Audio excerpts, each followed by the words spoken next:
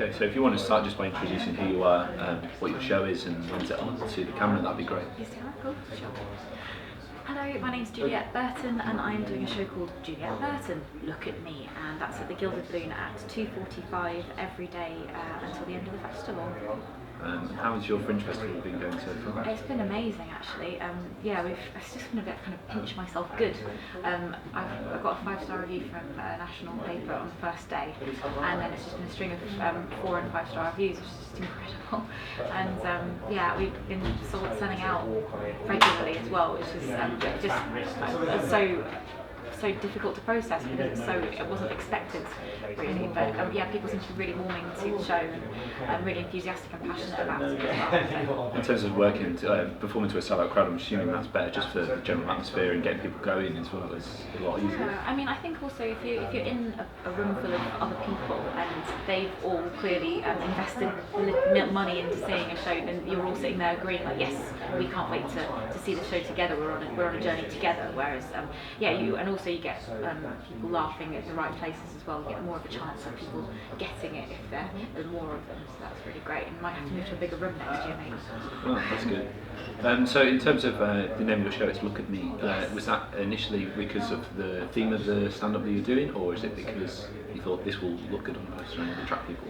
Well, Look at Me it was meant to be a title that was kind of self-referential, really, because basically that's what every show at the Edinburgh Fringe and every poster and every performer at the Edinburgh Fringe wants you to do. It's look at me, look at me, look at me. And the show is a docu-comedy, so a documentary mixed with comedy. So a bit of stand-up, bit of theatre, a bit of film footage, a bit of journalism, all kinds of stuff thrown in there. And it's meant to be entertaining and informative as well. And it's kind of meant to be about how much of who we are is actually in our appearance. So and how much you can judge a book on first impressions by a cover, exploring the notion of identity and appearance a bit more. So I got some Arts Council funding to mean that I could use prosthetic makeup to change my own appearance in lots of dramatic ways. So I spent a day as a 90-year-old lady, a day as a man, a day wearing a hijab, a day dressing like Jordan used to. We're talking 8-inch heels and thongs and hot pants, not my normal look. And also a day as an obese woman, because I myself used to be a size 20 in real life. So just come with me on that journey in the show.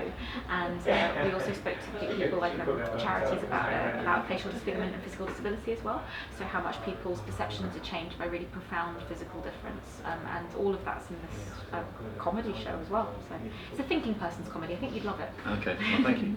In terms of the prosthetics and stuff, is this the first time you've kind of worked with that, or is this something you've done before? Yeah, that's a good question. Yeah, I was a zombie once in a film, but other than that, no. Would people have seen you in this zombie film? No, never. No, it wasn't quite up there with Shaun of the Dead. It was more like if you Google my name and then search really hard, you'll find it.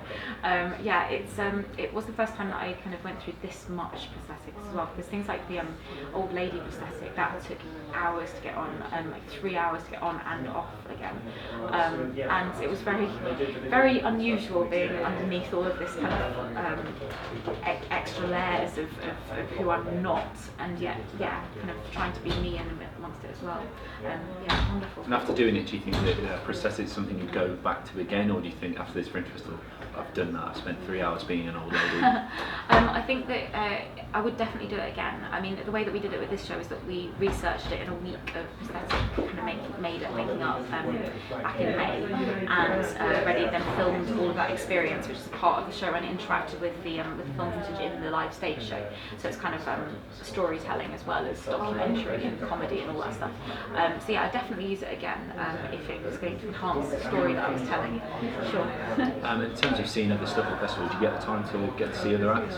Yeah, I've been trying to limit myself to keep my energy levels okay. So I've been doing maybe like one show a day. But I've seen some amazing stuff, especially at the Gilded Balloon, which is where I'm performing. We get to see the other acts, and there's just some fantastic shows out there. Is there anything you'd like to pick as your kind of pick of the Fringe, if you had to? Oh, okay. Well, for comedy, I'd probably say I loved Beck Hill's show, Ellipsis.